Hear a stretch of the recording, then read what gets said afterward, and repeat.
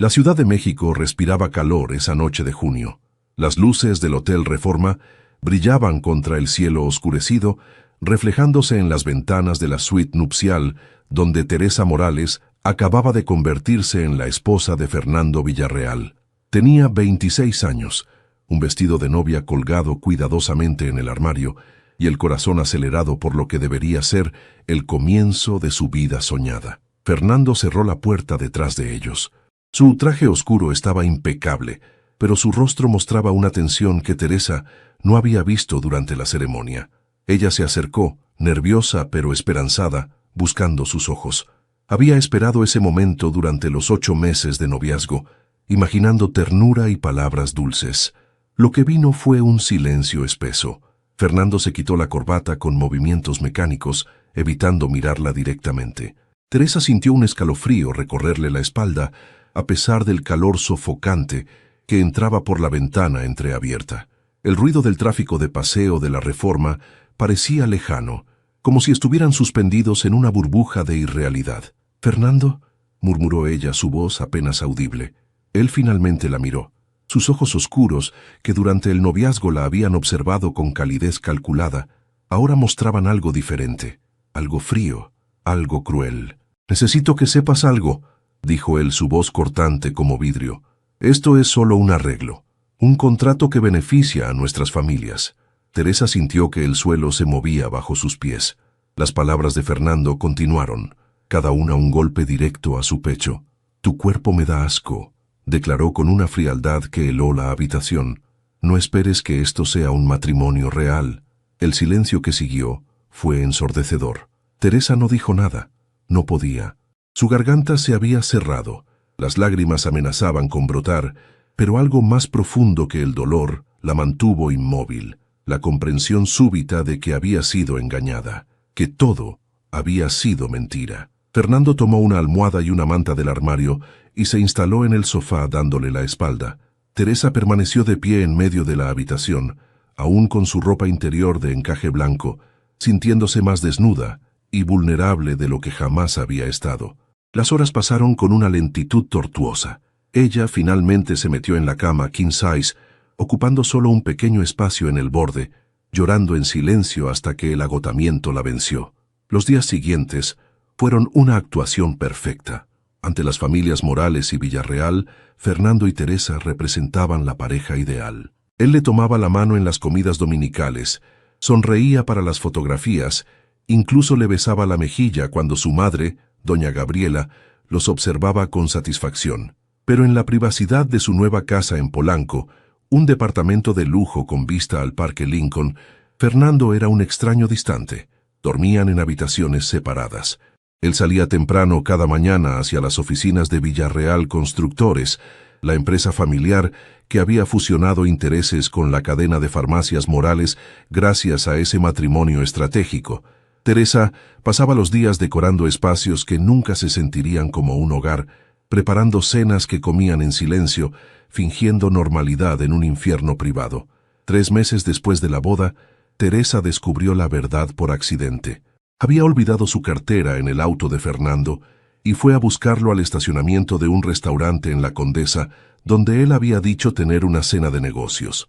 Lo encontró besándose con un hombre en el interior del vehículo, sus cuerpos entrelazados con una pasión que nunca había mostrado hacia ella. El hombre era Rodrigo Salazar, arquitecto de 32 años que trabajaba en proyectos para Villarreal Constructores. Teresa los observó desde la distancia, oculta entre los autos estacionados, sintiendo una mezcla extraña de validación y dolor renovado. Ahora todo tenía sentido. El rechazo, la crueldad, la mentira elaborada. No confrontó a Fernando esa noche, tampoco la siguiente. En cambio, Teresa comenzó a observar, a documentar, a planear. Tomaba fotografías discretas cuando Fernando salía a reuniones tardías. Guardaba mensajes de texto que él dejaba abiertos descuidadamente. Anotaba fechas, lugares, patrones. No sabía exactamente qué haría con esa información, pero algo dentro de ella había despertado, una determinación férrea de no ser víctima pasiva de su propia vida. Una tarde lluviosa de septiembre, Teresa conoció a Daniela Cortés en un café de la Roma Norte. Daniela era prima segunda de su mejor amiga Laura, abogada especializada en derecho familiar. Tenía 35 años, cabello corto y una mirada que parecía leer a las personas con precisión quirúrgica. «Cuéntame», dijo Daniela después de que Teresa pidiera su consulta de manera vaga. Teresa había preparado un discurso medido, pero ante la calidez profesional de Daniela, las palabras fluyeron como agua rompiendo un dique. Le contó todo: la noche de bodas, el rechazo, el engaño familiar, el descubrimiento de la relación de Fernando con Rodrigo. Daniela escuchó sin interrumpir, tomando notas ocasionales. «¿Qué quieres?», preguntó finalmente Daniela. «Porque tienes opciones, Teresa. Más de las que probablemente imaginas». «Quiero mi vida de vuelta», respondió Teresa sorprendiéndose de la firmeza en su propia voz. «Quiero justicia. Quiero que él y las familias que orquestaron esto enfrenten consecuencias». Daniela asintió lentamente, una pequeña sonrisa apareciendo en sus labios.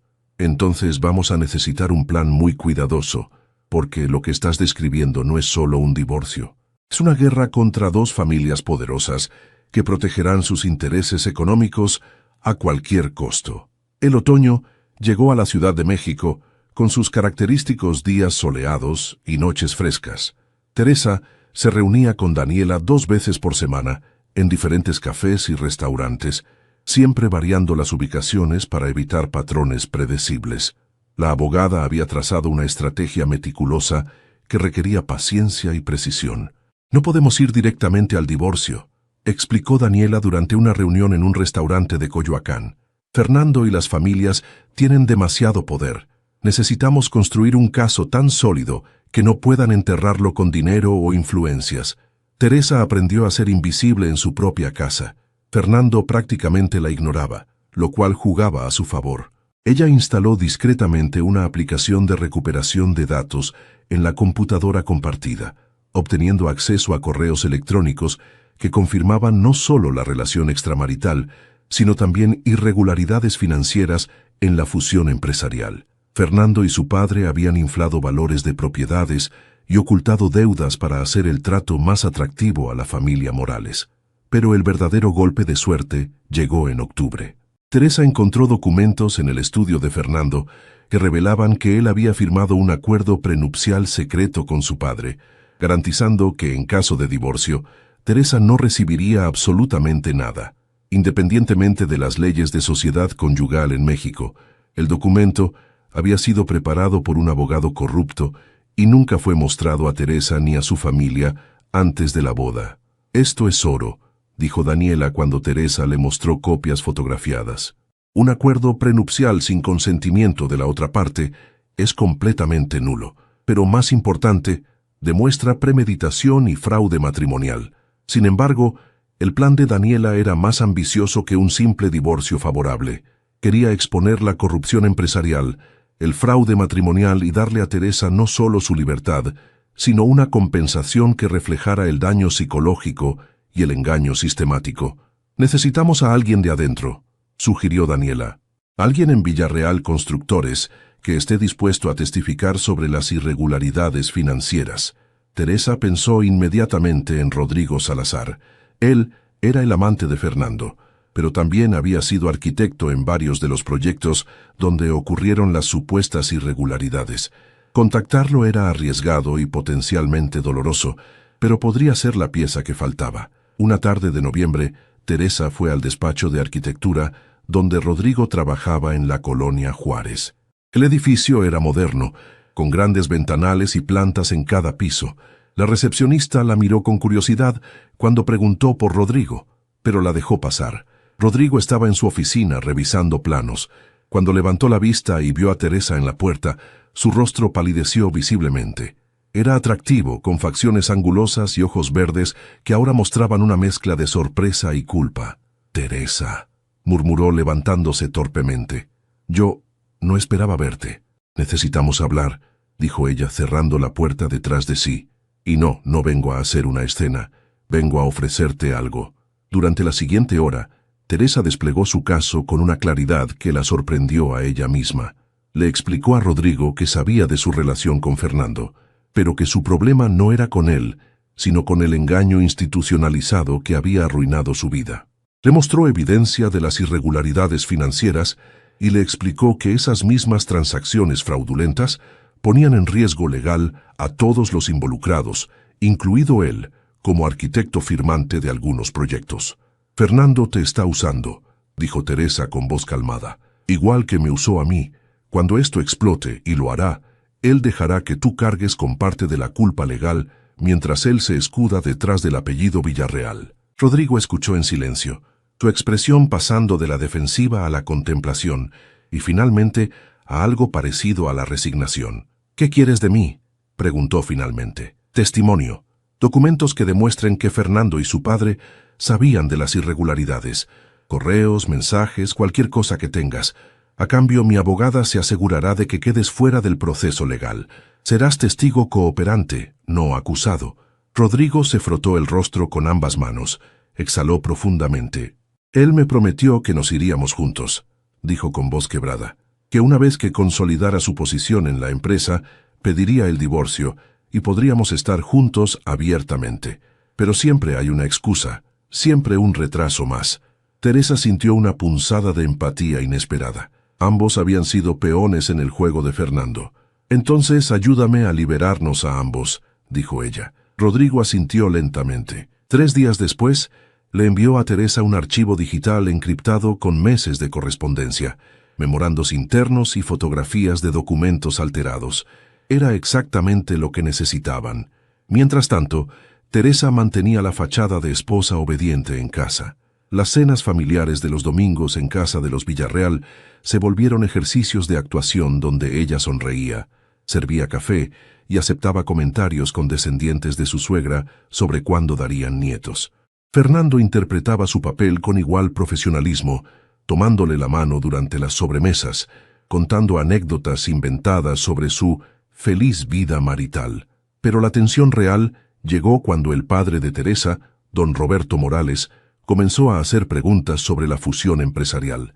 Había notado inconsistencias en los reportes financieros y estaba presionando a los Villarreal para una auditoría completa. Fernando estaba visiblemente nervioso, tomando llamadas urgentes a medianoche, teniendo reuniones cerradas con su padre. Una noche de diciembre, Fernando llegó a casa más temprano de lo usual. Teresa estaba en la sala, leyendo. Él se sirvió un whisky generoso y se sentó frente a ella, algo inusual. «Tu padre está causando problemas», dijo sin preámbulos. «¿Problemas?», preguntó Teresa, manteniendo su tono neutral. «La auditoría. Está insistiendo en contratar auditores externos». «Eso no puede pasar, Teresa». Ella lo miró directamente por primera vez en semanas. «¿Por qué no? Si todo está en orden, ¿qué hay que temer?». Fernando apretó el vaso con fuerza. «Necesito que hables con él, que lo convenzas de que confíe en nosotros. Eres su hija, te escuchará». Teresa cerró su libro lentamente, una calma gélida descendiendo sobre ella. «¿Ahora soy tu esposa cuando te conviene?», preguntó con voz suave pero cortante. «¿Ahora mi opinión importa?». Fernando la miró con sorpresa. Era la primera vez que ella mostraba algo más que sumisión silenciosa. «No hagas esto difícil», advirtió él. «No voy a ayudarte a engañar a mi propia familia», respondió Teresa, levantándose. «Ya has hecho suficiente daño». Salió de la sala antes de que él pudiera responder, su corazón latiendo con fuerza, pero su mente clara.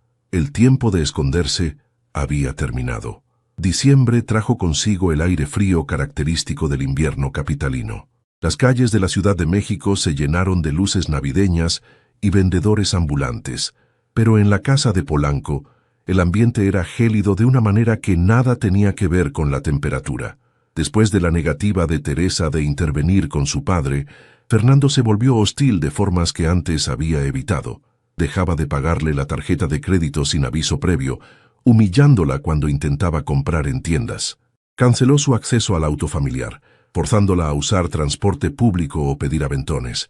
En las reuniones familiares hacía comentarios pasivo-agresivos sobre su inutilidad y su incapacidad para entender los negocios serios.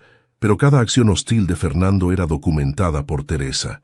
Daniela le había enseñado a guardar todo: mensajes de texto crueles, correos electrónicos despectivos, grabaciones discretas de conversaciones donde él la insultaba. Cada pieza se sumaba al expediente que crecía día a día. La ruptura definitiva. Llegó la noche del 18 de diciembre. La familia Villarreal organizaba su tradicional cena navideña empresarial en un salón de eventos de Lomas de Chapultepec. Ejecutivos, socios comerciales y empleados importantes asistían con sus parejas. Teresa llevaba un vestido azul marino elegante, el cabello recogido, una sonrisa ensayada. Fernando bebió más de lo usual esa noche. Teresa lo observaba desde su mesa, notando cómo sus movimientos se volvían torpes, su voz más alta. Rodrigo también estaba presente, manteniendo distancia calculada, pero las miradas entre él y Fernando no pasaban desapercibidas para quien supiera qué buscar. Cerca de las 11 de la noche, don Esteban Villarreal, padre de Fernando, subió al pequeño escenario para dar su discurso anual. Habló de éxitos empresariales, de la fusión con Farmacias Morales, de planes expansivos para el próximo año. Mencionó a Fernando y Teresa como el futuro de nuestras familias unidas, provocando aplausos corteses. Cuando terminó el discurso, Fernando estaba visiblemente ebrio. Se acercó a Teresa con pasos inseguros y la tomó del brazo con fuerza excesiva. «Vamos», ordenó. «Es hora de irnos. Me estás lastimando», dijo Teresa en voz baja. «Cállate y sonríe», siseó él, apretando más. «No me hagas quedar mal». Pero esta vez, Teresa no obedeció. Se zafó de su agarre con un movimiento brusco que atrajo miradas de las mesas cercanas. «No», dijo ella, su voz firme resonando en el espacio súbitamente silencioso. «No voy a seguir fingiendo». Fernando la miró con ojos desorbitados, su rostro enrojecido por el alcohol y la furia. «¿Qué dijiste?» Teresa sintió todas las miradas del salón sobre ella. Vio a don Esteban y doña Gabriela acercándose con expresiones alarmadas. Vio a sus propios padres en otra mesa, confundidos. Vio a Rodrigo pálido como un fantasma. «Dije que no voy a seguir fingiendo que este matrimonio es real», declaró Teresa, su voz temblando pero clara.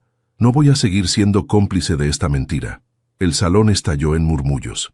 Don Esteban llegó rápidamente tomando a Fernando del hombro.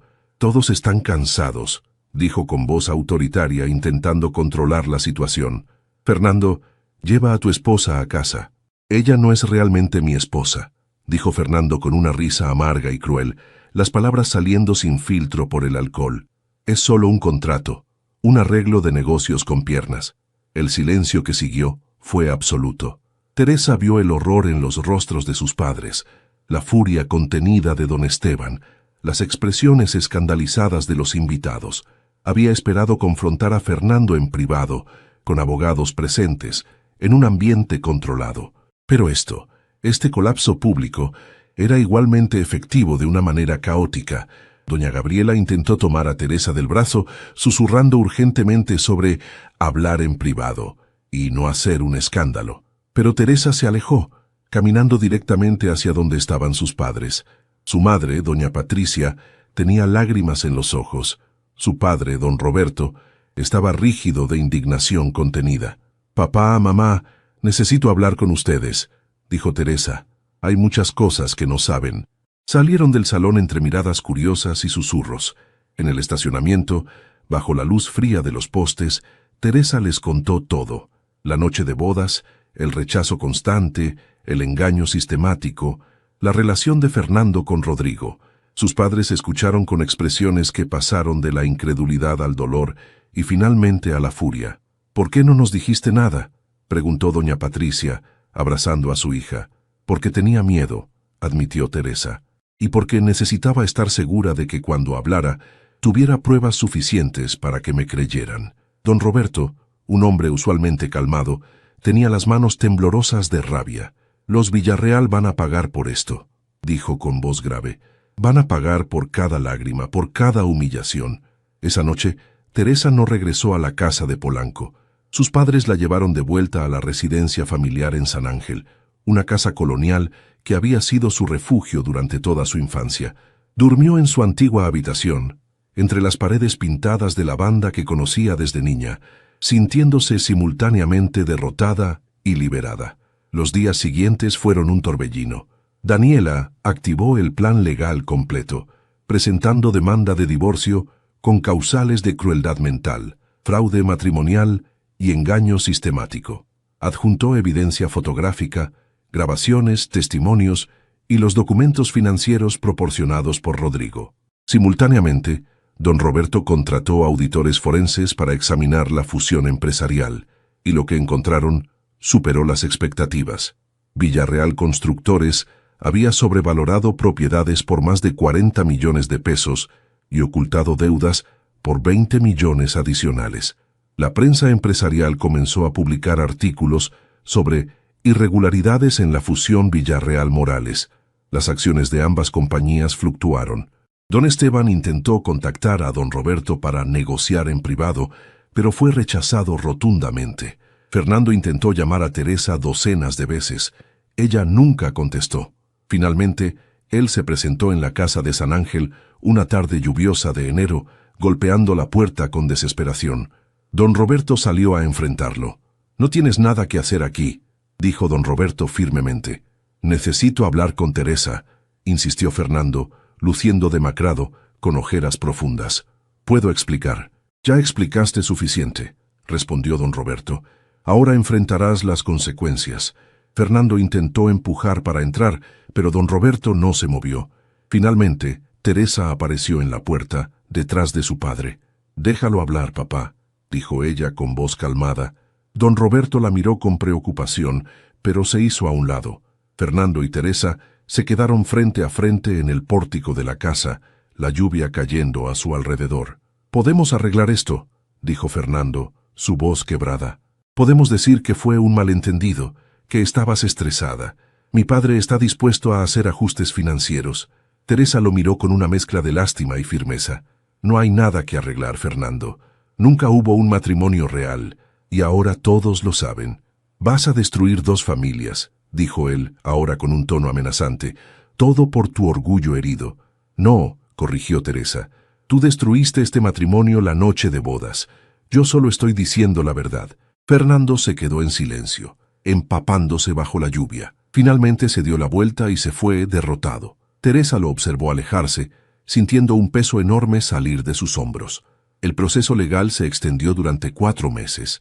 Daniela era implacable en las audiencias, presentando evidencia tras evidencia del fraude matrimonial y el abuso psicológico sistemático. Los abogados de los Villarreal intentaron desacreditar a Teresa, sugiriendo que era una mujer despechada inventando historias, pero las pruebas eran irrefutables. Rodrigo testificó en una sesión cerrada, proporcionando detalles de su relación con Fernando y confirmando que Fernando le había confesado que el matrimonio con Teresa era solo teatro para complacer a las familias. Su testimonio, aunque doloroso para todos los involucrados, fue crucial. La auditoría forense de Villarreal Constructores reveló un patrón de fraude que iba más allá de la fusión con Farmacias Morales. Don Esteban había estado manipulando valores y ocultando deudas durante años. Las autoridades fiscales iniciaron investigaciones y varios proyectos de la constructora fueron suspendidos. En marzo llegó el veredicto. El juez declaró nulo el matrimonio por fraude y crueldad mental, ordenando a Fernando pagar una compensación a Teresa de 3 millones de pesos por daño psicológico, más la devolución completa de los bienes aportados por la familia Morales a la sociedad conyugal. Adicionalmente, la fusión empresarial fue disuelta, con Farmacias Morales recuperando su independencia y los Villarreal obligados a compensar las pérdidas causadas por el fraude. Teresa estaba en casa de sus padres cuando recibió la noticia. Daniela la llamó, su voz profesional pero con un matiz de satisfacción. «Ganamos todo», dijo simplemente. Teresa lloró, pero esta vez no eran lágrimas de dolor, sino de liberación. Su madre la abrazó, su padre le apretó la mano con orgullo. Después de 9 meses de matrimonio falso y 4 meses de batalla legal, finalmente era libre. Los meses siguientes fueron de reconstrucción. Teresa usó parte de la compensación para rentar un departamento pequeño, pero luminoso en la Condesa, un espacio que era completamente suyo. Se inscribió en cursos de administración de empresas, algo que siempre había querido estudiar, pero que había pospuesto. Comenzó a trabajar en Farmacias Morales, aprendiendo el negocio familiar desde cero, descubriendo una pasión por la logística y el servicio al cliente. Daniela se convirtió en una amiga cercana. Se reunían regularmente para café, ya no para hablar de estrategias legales, sino de libros, películas y planes futuros. Teresa aprendió de la fortaleza de Daniela, de su manera de navegar el mundo con inteligencia y determinación. Una tarde de mayo, Teresa estaba en un café de la Roma cuando vio a Rodrigo entrar. Se detuvieron, mirándose con la incomodidad de dos personas que compartían un pasado complicado. Finalmente, Rodrigo se acercó. ¿Puedo sentarme?, preguntó. Teresa asintió. Hablaron brevemente, con cautela. Rodrigo le contó que había terminado definitivamente con Fernando después del juicio, que había aceptado un trabajo en Guadalajara para empezar de nuevo. Se veía más liviano, como si también se hubiera liberado de un peso. «Gracias por incluir mi inmunidad en el acuerdo», dijo él. «No tenías que hacerlo. Ambos fuimos víctimas de Fernando», respondió Teresa, solo que de maneras diferentes. Se despidieron con un apretón de manos. Dos personas que probablemente nunca volverían a verse, pero que habían sido aliados improbables en un momento crítico. Fernando, según escuchó Teresa por conocidos mutuales, había dejado México. Se había mudado a España, huyendo tanto del escándalo como de las investigaciones fiscales que seguían desarrollándose contra Villarreal Constructores. Don Esteban enfrentaba cargos legales y la empresa familiar estaba al borde de la bancarrota. Doña Gabriela, según decían, vivía recluida, devastada por la vergüenza pública. Teresa no sentía alegría por su desgracia, pero tampoco culpa. Había luchado por su verdad, por su dignidad, y las consecuencias de las acciones de los Villarreal eran responsabilidad de ellos mismos. En junio, exactamente un año después de su noche de bodas, Teresa organizó una pequeña cena en su departamento. Invitó a sus padres, a Daniela, a su amiga Laura y a algunos compañeros nuevos de trabajo. Cocinó ella misma, llenando el espacio de aromas a mole poblano y arroz rojo. Rieron, contaron historias, brindaron por nuevos comienzos. Cuando todos se fueron y Teresa quedó sola en su departamento, se paró frente a la ventana que daba a la avenida Ámsterdam. Las luces de la ciudad brillaban en la noche cálida, el sonido del tráfico mezclándose con música lejana de algún bar cercano. Pensó en la mujer que había sido un año atrás, parada en una suite de hotel, destruida por palabras crueles y un rechazo devastador. Esa mujer había callado, había soportado, había fingido, pero también había encontrado fuerza en su silencio. Había planificado, documentado y finalmente luchado. Había transformado su dolor en determinación, su vergüenza en coraje. Teresa sonrió, viendo su reflejo en el vidrio de la ventana. No era la misma persona. Era alguien más fuerte, más completa, más auténticamente ella misma. Su cuerpo no le daba asco a nadie más, porque ella había aprendido a valorarse a sí misma. Su voz ya no estaba silenciada porque había encontrado el poder de contar su verdad. Su vida ya no estaba controlada por mentiras de otros porque había reclamado su derecho a vivirla en sus propios términos. El futuro se extendía frente a ella, incierto, pero lleno de posibilidades. Y por primera vez en mucho tiempo, Teresa Morales no tenía miedo, solo esperanza, determinación y la certeza profunda de que merecía todo lo bueno que estaba por venir.